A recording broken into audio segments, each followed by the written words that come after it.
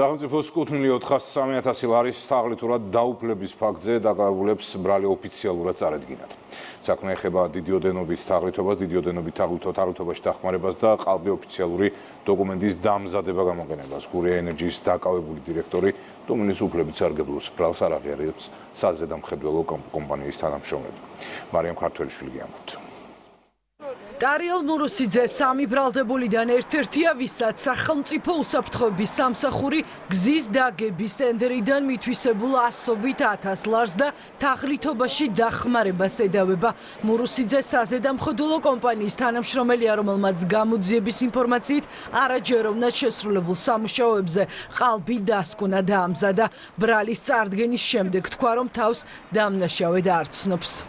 თქვენ ჟღენს თუ იცნობდით და თუ გთხოვათ მან რომ ყალბი დოკუმენტი დაგემზადებინა? არ ვიცი. ნორიოლილოს დამაკავშირებელი გზის რეაბილიტაციაზე პასუხისმგებელი შპს გურია ენერჯიის დირექტორი დუმილის უფლებას ირჩევს.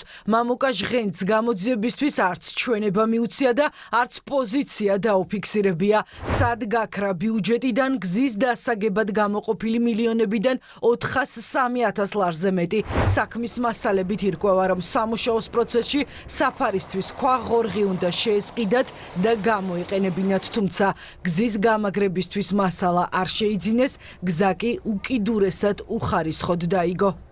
403,000 ლარი დასახელდა. რა თანხა არის ეს? ეს არის ღირებულება, რომელიც 0,40-ის შემთხვევაში უნდა გამოყენებულიყო, თანხა ათვისებულიყო და საფარი მოწყობილიყო და რეალურად გამოყენებულია მე როგორც ვიცი. დიდი ოდენობით თანხის თაღლითურად დაუფლება, ჯგუფურად თაღლითობაში დახმარება და ყალბი ოფიციალური დოკუმენტის დამზადება. ბრალის დადგენილების შინაარსი და დანაშაულებრივი სქემა პროკურატურაში განმარტეს.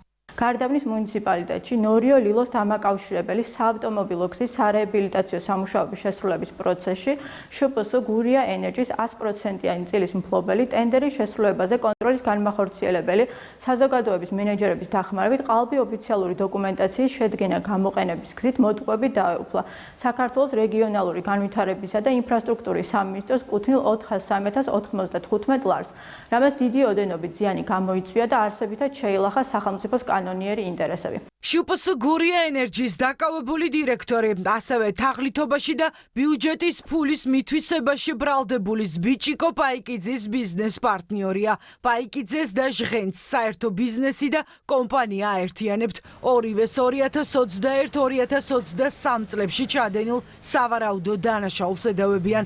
მათ 9 წლამდე პატიმრობა ემუქრებათ.